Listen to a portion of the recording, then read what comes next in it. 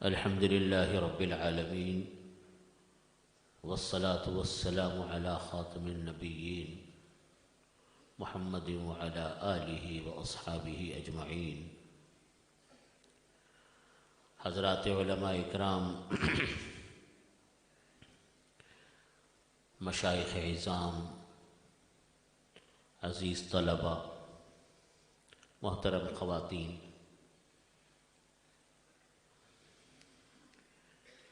جیسا حضرت مولانا زاہد صاحب دامت برکاتہم العالیہ نے آپ کے سامنے صورتحال بتائی، یقیناً یہ صورتحال ایسی ہی تھی، اور حضرت مولانا نذیر احمد صاحب رحمۃ اللہ علیہ کی حیات میں والد صاحب کے ساتھ یہاں آنا شروع ہوا. یہ بات تقریباً کوئی اس وقت حضرت مولانا مجاہد صاحب رحمۃ اللہ علیہ بھی حیات تھے. حضرت مولانا مجاہد صاحب رحمۃ اللہ علیہ میرے تخصص کے ساتھیوں میں سے ہیں، اور ہم نے جب تخصص میں داخلہ لیا تو سن 1987 تھا. 86 میں ہم نے دورہ کیا، 1406. 87 میں ہم نے تخصص کیا، میں داخلہ لیا. تو حضرت مولانا مفتی تقی عثمانی صاحب میرے چچا دامت برکاتہم نے ہم 3 ساتھیوں کو کہا، طلبہ کو، مجھے، مولانا مجاہد صاحب رحمۃ اللہ علیہ اور مولانا مسیح اللہ صاحب میرے ہم سبق ساتھی ہیں، بھی دارالعلوم میں استاذ ہیں، وہ کہا کہ دیکھو بھائی، اسلامی بینکاری کا کام اس زمانے میں بالکل ابتدائی درجے میں تھا. فرمانے لگے کہ تخصص کے طلبہ کو یہ چیز سیکھنی چاہیے، تو جب تک آپ موجودہ بینکاری سسٹم نہیں سمجھیں گے تو اسلامی سسٹم آپ کو کیا سمجھ میں آئے گا. تو میں نے آپ لوگوں کے لیے انتظام کیا ہے، شہر کے کچھ اداروں میں آپ لوگ ظہر کی نماز پڑھ کے آپ وہاں شہر جایا کریں. کافی دور، 20-25 کلومیٹر دور جگہ تھی. تو وہ تشکیل ہماری وہاں کی پہلی. تو ہم جاتے رہے، 1-2 سال تک وہاں پہ روزانہ جاتے، روزانہ آتے. وہ اس کے بعد اللہ کا کرنا ہوا کہ مولانا مجاہد صاحب رحمۃ اللہ علیہ تو رخصت ہو گئے، شہید ہو گئے. لیکن وہ جو کام سیکھا تھا، سیکھنا شروع کیا تھا، آج اللہ تعالیٰ نے وہ کام کہیں سے کہیں پہنچایا. تو جب حضرت مولانا نذیر احمد صاحب ہم جب تخصص سے فارغ ہو گئے تو حضرت مولانا نذیر احمد صاحب رحمۃ اللہ علیہ نے والد صاحب کو کہا میرے بارے میں کہ اس کو بھی ساتھ لے آیا کریں. بزرگوں کی جو شفقت ہوتی ہے، بزرگوں کا جو ایک نظر ہوتی ہے، بزرگوں کی جو محبت ہوتی ہے، وہ بڑا عجیب سرمایہ ہوتا ہے. تو غالباً مجھے صحیح سن یاد نہیں ہے، 94-95 سے میں یہاں اپنے والد صاحب دامت برکاتہم العالیہ کے ساتھ آ رہا ہوں. یہ میرا پہلا سال ہے کہ میں اکیلا آیا کسی پروگرام میں امدادیہ کے، اور میری جو دل کی کیفیت ہے اللہ بہتر جانتا ہے.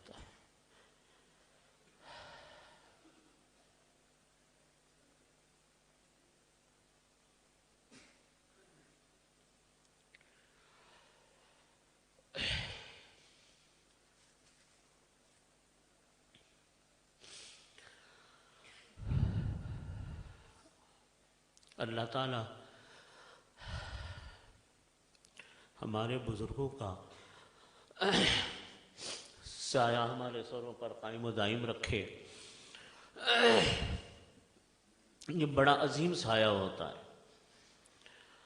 مجھے اس کی شدت کا احساس پہلے شاید کبھی اتنا نہیں ہوا جتنا میں ان چند سالوں سے محسوس کر رہا ہوں.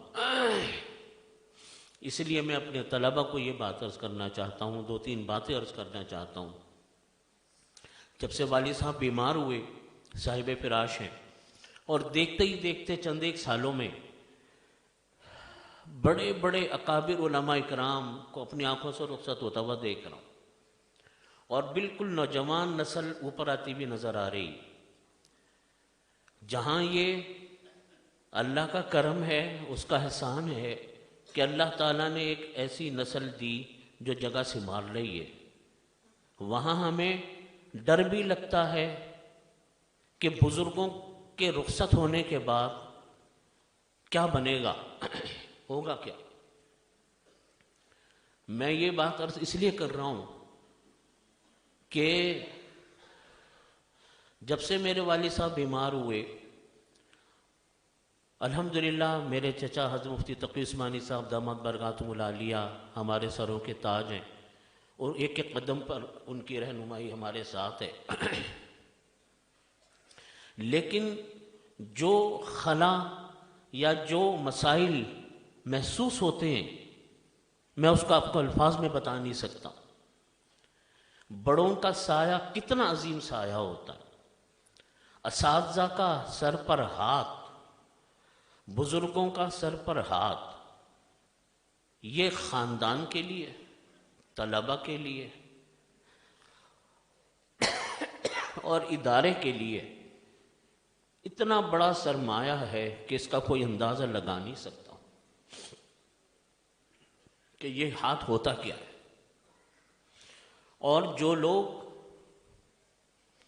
بڑوں کے سرپرستی کی قدر محسوس نہیں کرتے، میں یہ سمجھتا ہوں کہ سخت غلطی کے اندر ہیں، سخت غفلت کا شکار ہیں۔ میرے دادا حضرت مفتی شفیع صاحب رحمۃ اللہ علیہ، معاف کیجیے گا مجھے کھانسی نزلہ ہے اس لیے بات میں روانی سے نہیں کر پا رہا ہوں۔ حضرت مفتی شفیع صاحب رحمۃ اللہ علیہ فرمایا کرتے تھے کہ جس کا کوئی بڑا نہیں ہوتا اس کا بڑا پھر شیطان ہوتا ہے۔ جس کا کوئی بڑا نہیں ہوتا اس کا بڑا شیطان ہوتا ہے۔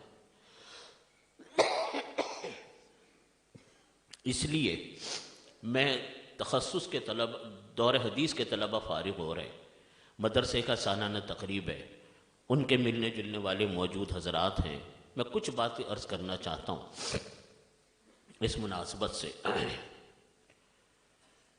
جس کی ہم سب کو فکر کرنے کی ضرورت ہے۔ پہلی بات تو یہ ہے، جو طلبہ دور حدیث سے فارغ ہو رہے ہیں، وہ طلبہ اپنے اندر علم کا رسوخ پیدا کرے۔ علم کے رسوخ کا مطلب یہ ہے کہ علم اتنا پختہ ہو، اب مطالعہ اتنا وسیع ہو کہ آدمی کا بہت بڑا سرمایہ، بہت بڑا علم کا بہت بڑا ذریعہ، یہ در حقیقت یہ مطالعہ ہے، علم کا رسوخ ہے۔ حضرت مفتی عبد القدوس صاحب دامت برکاتہم آپ کو یہ بات فرما رہے تھے کہ موبائل فون کو ایک طرف رکھیے اور مطالعے میں توجہ دیں۔ حقیقت یہ ہے کہ اس موبائل فون نے اتنی زندگیوں میں مسائل پیدا کیے کہ اس کو گننا بھی مشکل ہے۔ ان میں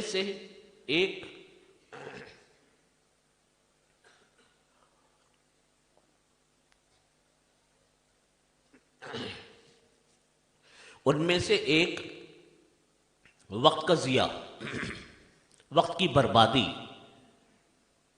اخلاق کی خرابی، اخلاق بھی ایسے خراب کہ شادی شدہ گھرانوں میں طلاقیں ہو رہی ہیں، بال بچوں والے آدمی، مرد عورتوں میں طلاقیں ہو رہی ہیں، اتنی خرابی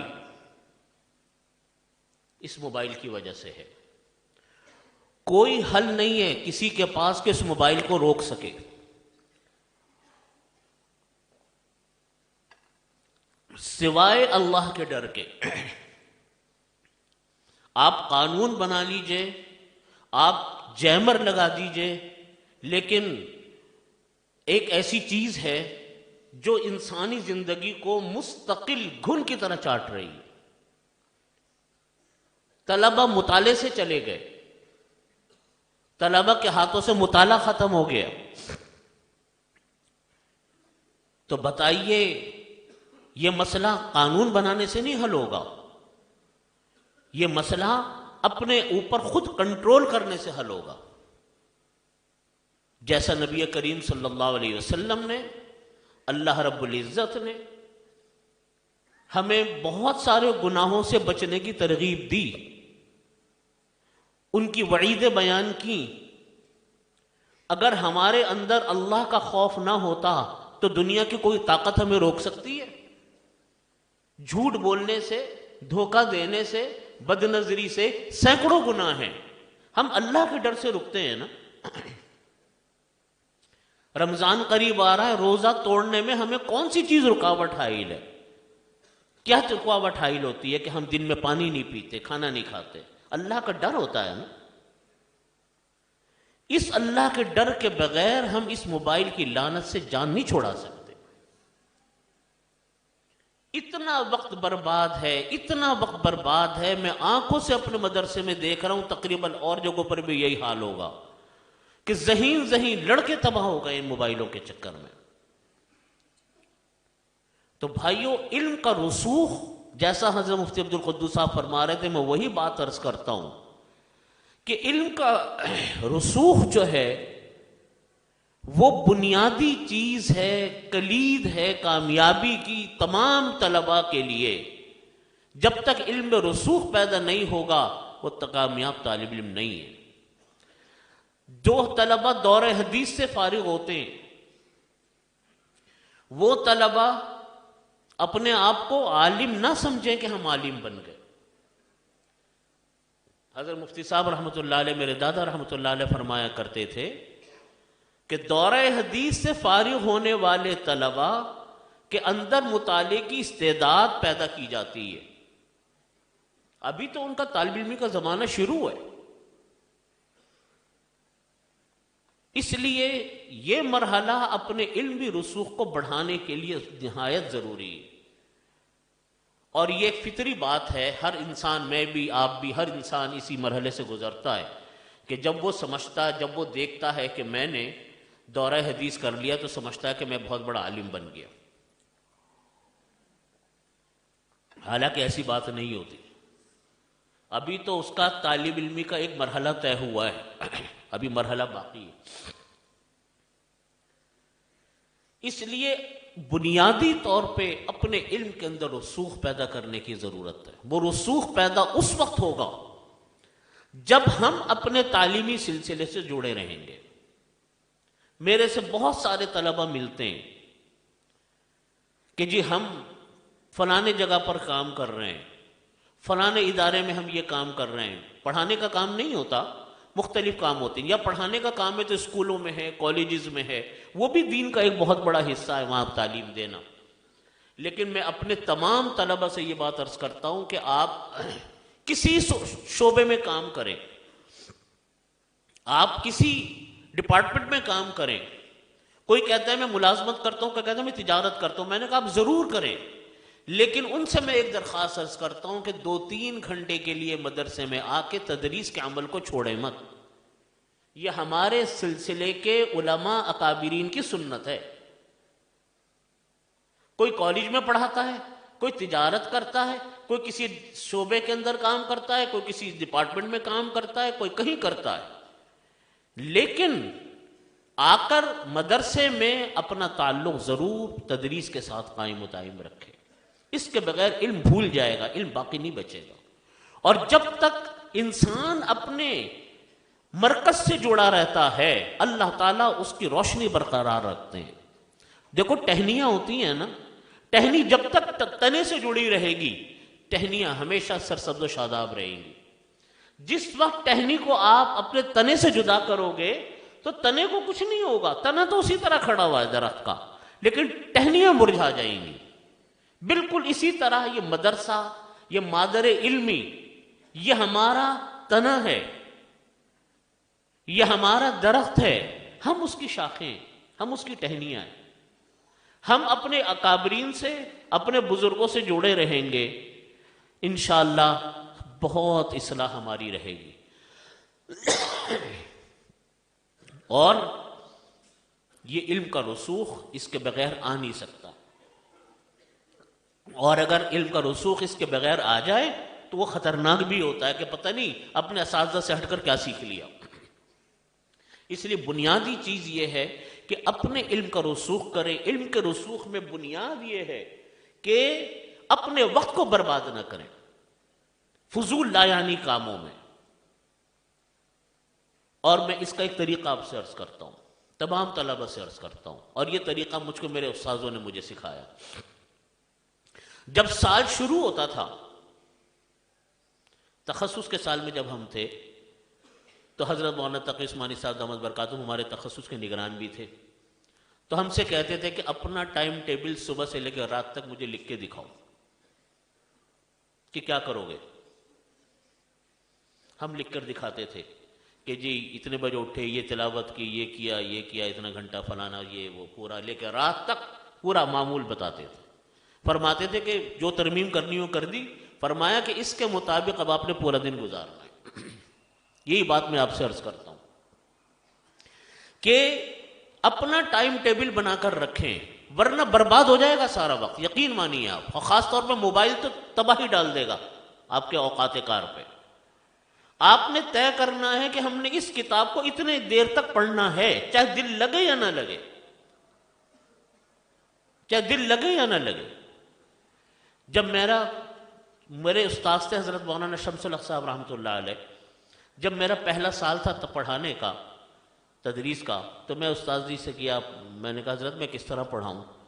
فرمانے لگے دیکھو میں تمہیں ایک بات بتاتا ہوں کہ بغیر مطالعے کے کبھی مت پڑھانا۔ پھر دوسری بات فرمانے لگے کہ مطالعہ ضرور کیا کرو اور اپنا وقت مقرر کر لو۔ یہ میرے سے بہت سارے استادوں نے نصیحت کی، یہ میں آپ کو بھی بتاتا ہوں، عرض کرتا ہوں۔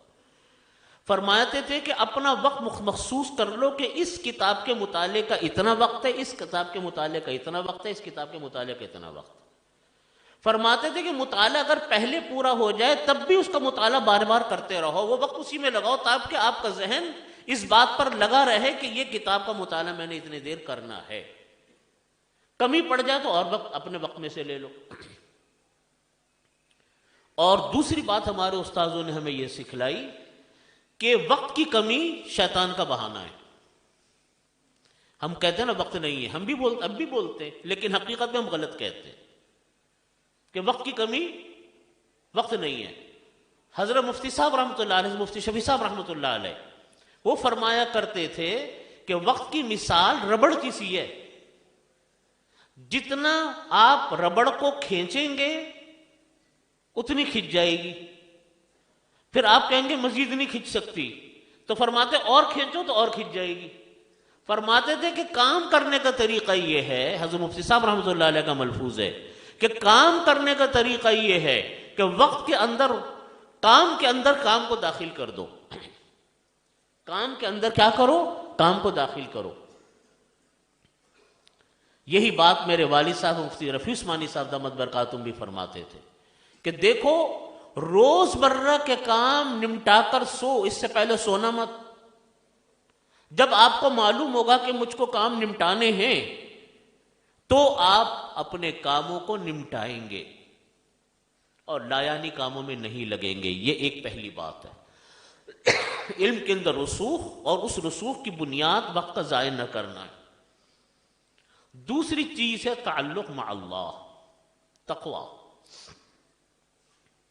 تقوی اللہ کا ڈر۔ جو دنیا کے اندر اسباب بڑھ رہے ہیں، اللہ سے تعلق لوگوں کا کمزور ہو رہا ہے۔ مال و دولت کی فراوانی اللہ تعالیٰ سے تعلق کو کمزور کر رہی ہے۔ اس تعلق کو کبھی کمزور مت ہونے دیں۔ پہلی چیز علم کا رسوخ، دوسری چیز تعلق مع اللہ، تقوی۔ تقوی کس چیز کا نام ہے؟ اللہ کا ڈر۔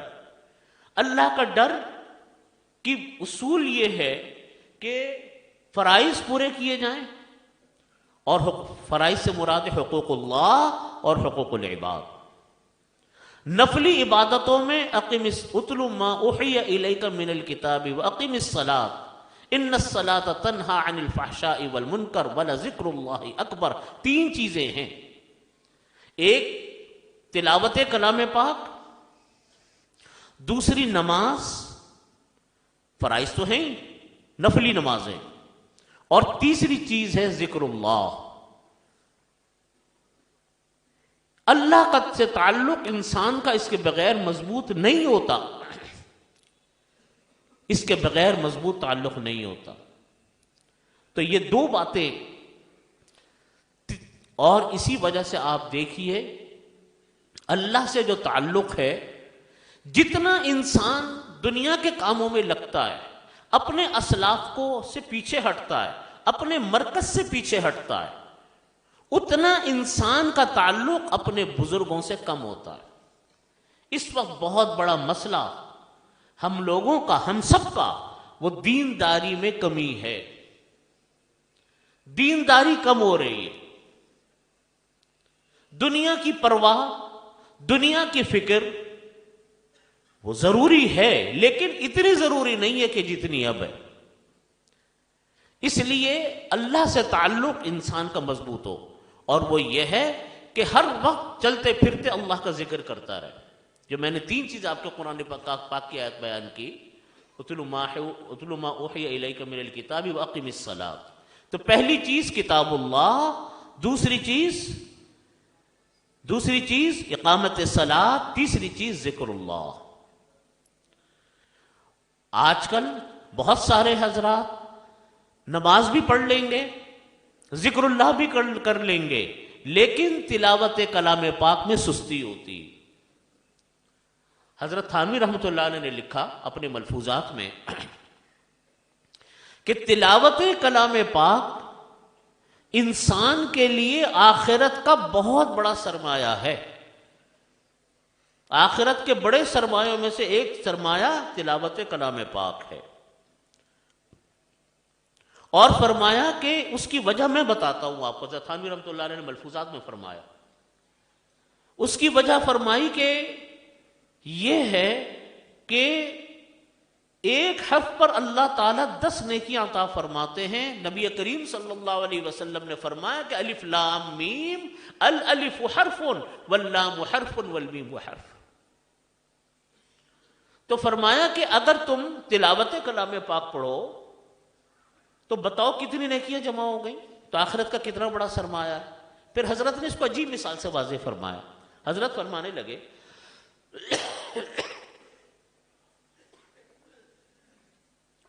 کہ دیکھو، ایک آدمی ہے، وہ کسی بڑے اسٹور پہ جائے خریداری کرنے کے لیے، دنیا آ رہی ہے خریداریاں کرنے، اور ایک آدمی ہے اس کے ہاتھ میں کوئی پیسہ نہیں ہے، تو وہ دوسروں کو خریداریاں کرتے ہوئے دیکھے گا کہ دوسرے لوگ خریداریاں کر رہے ہیں بڑی بڑی، اور یہ خالی بیٹھا ہوا، فقیر مسکین بیٹھا ہوا، دوسروں کو حسرت سے خریداریاں کرتے ہوئے دیکھ رہا ہے۔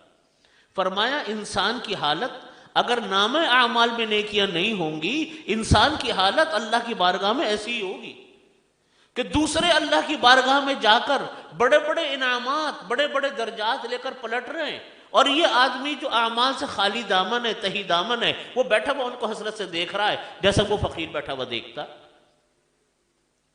تو فرمایا کہ دیکھو یہ چیز ہے، اس لیے یہ جو تعلق مع اللہ، دینداری ہے، یہ دینداری پیدا نہیں ہوتی جب تک کہ انسان اپنے سلسلے سے جوڑ نہ جائے۔ میں اپنے شیخ حضرت نواب قیصر صاحب رحمۃ اللہ علیہ سے بیعت ہوا، والد صاحب مجھ کو لے کر گئے اسلام آباد میں۔ اس زمانے میں 6 مہینے حضرت کراچی رہتے تھے، 6 مہینے اسلام آباد۔ تو میرے سے حضرت نے جب بیعت کی، بیعت جب حضرت نے کر کے فارغ ہو گئے تو میرے سے یوں فرمایا حضرت نے کہ دیکھو والد صاحب مجھے لے گئے تھے، میری اہلیہ کو لے گئے تھے اور میری والدہ کو لے گئے تھے، یا تقریباً کوئی 17-18 سال پہلے کی بات ہے، 2003 کی، 19 سال پہلے۔ حضرت نے میرے سے کہا کہ دیکھو میں تمہیں ایک بات بتا رہا ہوں، اس بات کو یاد رکھنا، یہ میں بات آپ کو بھی بتا رہا ہوں، حضرت کی بات بتاتا ہوں۔ حضرت نے فرمایا کہ تم نے میرے ہاتھ پہ ہاتھ رکھ کے بیعت کی اور میں نے چاروں سلسلوں سے کی بیعت تم سے کی، یعنی تمہیں میں نے بیعت کیا چاروں سلسلوں سے، تو دیکھو یہ جو تم نے میرے ہاتھ پہ ہاتھ رکھا، یہ میرے ہاتھ پہ ہاتھ صرف نہیں رکھا، بلکہ یہ ہاتھ تم نے ان تمام سلسلوں پر رکھا جو سلسلے میرے سے، میرے شیخ حضرت مسیح اللہ خان صاحب رحمۃ اللہ علیہ اور حضرت مولانا فقیر محمد صاحب رحمۃ اللہ علیہ سے بھی بیعت تھے۔ فرمایا کہ وہ حضرت تھانوی رحمۃ اللہ علیہ سے، وہ حضرت حاجی امداد اللہ صاحب مہاجر مکی رحمۃ اللہ علیہ سے۔ فرمایا کہ یہ سلسلہ ہوتا ہوتا ہوتا ہوتا کہاں تک چلا گیا؟ نبی کریم صلی اللہ علیہ وسلم تک چلا گیا۔ فرماتے یہ ہاتھ پہ ہاتھ رکھنا تمام سلسلوں کے اوپر ہے۔ اسی طرح میں دور حدیث کے طلبہ کو کہتا ہوں کہ جو طلبہ دور حدیث کے فراغت حاصل کر رہے ہیں، وہ جب اپنی سند پڑھتے ہیں، وہ سند اپنے استاد سے نہیں پڑھ رہے، وہ در حقیقت اس سلسلۃ الذہب میں داخل ہو رہے ہیں جو سلسلہ آپ کے استاد سے ہوتے ہوتے ہوتے جناب نبی علیہ الصلوۃ والسلام تک، آقا علیہ الصلوۃ والسلام تک چلا گیا۔ یہ کوئی معمولی سلسلے نہیں ہے، اس کو معمولی مت سمجھیے گا۔ تو یہ تعلق مع اللہ، دینداری بڑھے گی اس وقت جب آپ جڑے رہو گے اپنے بزرگوں سے، اپنے مدرسے سے، اپنے شیخ سے۔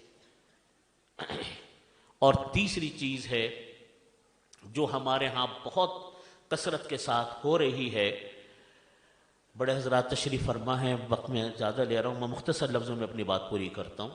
تیسری چیز ہے اختلافات کی موقع پر حدود کے اندر رہنا، جس کے اندر آج ہم لوگ بہت زیادہ افراط و تفریط کا شکار ہیں کہ جب کسی سے اختلاف ہو جاتا ہے یا کوئی آدمی ہمیں اچھا نہیں لگ رہا ہے، کسی سے سیاسی اختلاف ہو گیا، نظریاتی اختلاف ہو گیا، رائے کا اختلاف ہو گیا، تو وہ زبان استعمال ہوتی ہے کہ کوئی حدود اس کی باقی بچتی نہیں ہے۔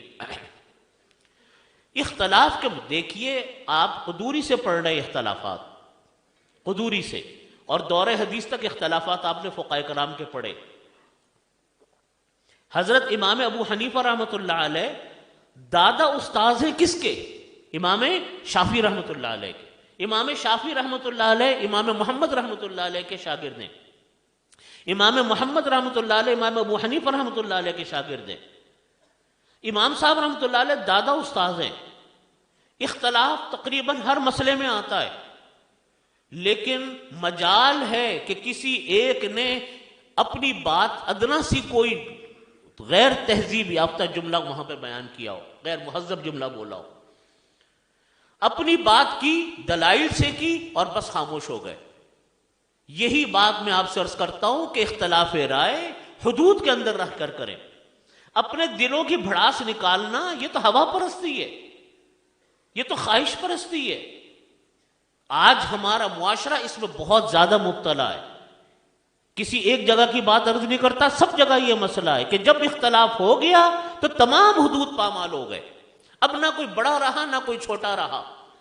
جب سے یہ سوشل میڈیا آیا، اس میں کوئی بڑے سے بڑا عالم ہے، کوئی بڑے سے بڑا شیخ ہے، اور بات کرنے والا اس کے تیسرے درجے کا نمبر کا آدمی ہے، لیکن وہ اس طرح بات کرے گا جیسے کوئی امتیاز ختم ہو گیا۔ یاد رکھیے، ہمیں ہمارے اکابرین نے، ہمیں فقہاء کرام نے، محدثین نے اور تمام حضرات نے ہمیں یہ تعلیم دی، بات پوری طرح کریں، دلائل کے ساتھ کریں، لیکن ادب و احترام اور اس کے جو درجہ ہے اس کو ہمیشہ ملحوظ خاطر رکھیں۔ آج ہمارے ماحول میں، مدرسوں کے ماحول میں، عام ماحول میں یہ معاملہ اتنا زیادہ بڑھ گیا کہ حد سے زیادہ ہے۔ اور اسی لیے میں یہ بات عرض کرتا ہوں کہ مدرسوں کے طلباء جو حضرات دینی علوم کے حامل طلباء ہیں، ان کے لیے ضروری ہے کہ اپنی کردار کو ممتاز کر کے رکھیں کہ دیکھنے والا یہ سمجھے کہ ہاں یہ واقعتاً ایک مدرسے کا پڑھا ہوا ایک دینی مدرسے کا طالب علم ہے۔ چوتھی اور آخری بات عرض کرتا ہوں کہ اخلاقیات کو اپنائیں جو ہمارے معاشرے سے رخصت ہوتی جا رہی۔ اخلاق، اچھے اخلاق کا مطلب کیا ہے؟ کہ آپ کے دل میں اٹھنے والے خیالات دینداری کے ہوں، آپ کے اندر اٹھنے والے خیالات اچھے ہوں، تکبر سے پاک ہو، بغض سے پاک ہو، چغل خوری سے پاک ہو، دوسرے انسان کی عزت کے ہو، دوسرے انسان کے ساتھ عظمت کے ہوں، ہر ایک کے ساتھ عزت اور عظمت کا معاملہ کریں، ان تمام باطنی خرابیوں سے بچیں، روپے پیسے کی خرابیوں سے بچیں جو روپے پیسے کی خرابی ماحول اور معاشرے کے اندر رائج ہے۔ اس وقت پورا ہمارا معاشرہ یتیم ہے اخلاق سے۔ آپ بڑے بڑے اخلاق، ہم یہ غلط بات کہتے ہیں کہ اخلاق ان لوگوں کے پاس نہیں ہوتے جو تعلیم یافتہ نہیں ہوتے، غلط ہے یہ بات۔ آج بد اخلاقی کا مظاہرہ زیادہ تر تعلیمی طبقہ کر رہا ہے۔ ہمارے ملک کے اندر کرپشن عام ہے۔ یہ کون کر رہا ہے؟ جہالا کر رہے ہیں، تعلیم یافتہ لوگ کر رہے ہیں۔ ان کو اس بات کا درد نہیں ہے کہ حلال کس کو کہتے، حرام کس کو کہتے۔ ان کے اندر اٹھنے والے جس دل میں اٹھنے والے خیالات، ان کو اس کی پرواہ نہیں ہے کہ وہ کیا ہے۔ یہ اخلاق سیکھنے سے سیکھے جاتے ہیں، اور دین کی تعلیم کے سب سے بنیادی چیز انسان کے اخلاق ہیں۔ جس کے اخلاق اچھے ہیں، نبی کریم صلی اللہ علیہ وسلم نے فرمایا کہ میزان مومن کے میزان میں رکھے جانے والی چیزوں میں سب سے بھاری بھرکم چیز انسان کے اخلاق ہے۔ اخلاق نہیں ہے، بات ذرا سی بحث ہوئی تو گالم گلوچ پہ اتر آئے، ذرا سی بحث ہوئی تو ایک دوسرے کو گالیاں دینی شروع کر دی، ذرا سی بات ہوئی تو پتہ چلا کہ ان میں اور غیر تعلیم یافتہ انسان میں کوئی فرق ہی نہیں بچا۔ تو آپ مجھ کو بتائیے ہم کس چیز کو آگے، کس چیز کی نمائندگی کرنے جائیں گے؟ یہ مسئلہ مدرسوں کی بات نہیں، یہ مسئلہ ماحول اور معاشرے کا۔ اس لیے ہم اپنے گھروں میں، اپنے مدرسوں میں اخلاق کی تعلیم دیں، چاہے 2 منٹ ہو، چاہے 5 منٹ ہو، لیکن ہم اپنے بچوں کو اخلاق کی تعلیم دیں اور خود اخلاق سیکھیں۔ اخلاق ہمارے تمام اکابرین فرماتے ہیں، اخلاق ہمیشہ اپنے اساتذہ، اپنے بڑے اللہ والوں سے اخلاق سیکھے جاتے ہیں۔ جب تک ان سے رابطہ بڑھے گا نہیں، انسان کے اخلاق اچھے نہیں ہوں گے۔ انسان کے اخلاق اچھے نہ ہوں تو محض ڈگریاں کوئی کام نہیں کرتی۔ اسی پر میں اپنی بات ختم کرتا ہوں۔ وآخر دعوانا الحمدللہ رب العالمین۔ آخر میں تمام طلبہ کو، طالبات کو، تمام مدرسے کے منتظمین کو، آپ کے اساتذہ کو مبارکباد پیش کرتا ہوں کہ اللہ رب العزت نے اتنی بڑی تعداد طلبہ کی آج ماشاءاللہ فارغ ہو رہی ہے۔ اللہ تعالیٰ ان تمام طلبہ کو، طالبات کو اس معاشرے کے لیے، اس ملک کے لیے، اس قوم کے لیے ایک بہت بڑا سرمایہ بنائے۔ یقیناً آپ لوگ ایک سرمایہ بنیں گے، اور دنیا جس جہالت اور جس گمراہیوں کے اندر مبتلا ہے، یہ بڑی بھاری ذمہ داری ہمارے ان طلبہ طالبات پر ہے کہ اپنے علم سے، اپنے عمل سے، اپنے کردار سے انشاءاللہ وہ روشنی پھیلائیں گے معاشرے کے اندر جو بہت بڑی جہالت اور گمراہیوں کے ختم کرنے کا ذریعہ بنے گی۔ میری دعا ہے اللہ تعالیٰ عالم بعمل بنائے آپ لوگوں کو، اور آپ کے والدین کو، اور آپ کے اساتذہ کو، اور مدرسے کے منتظمین کو اللہ تعالیٰ فلاح دارین نصیب فرمائے۔ وآخر دعوانا الحمدللہ۔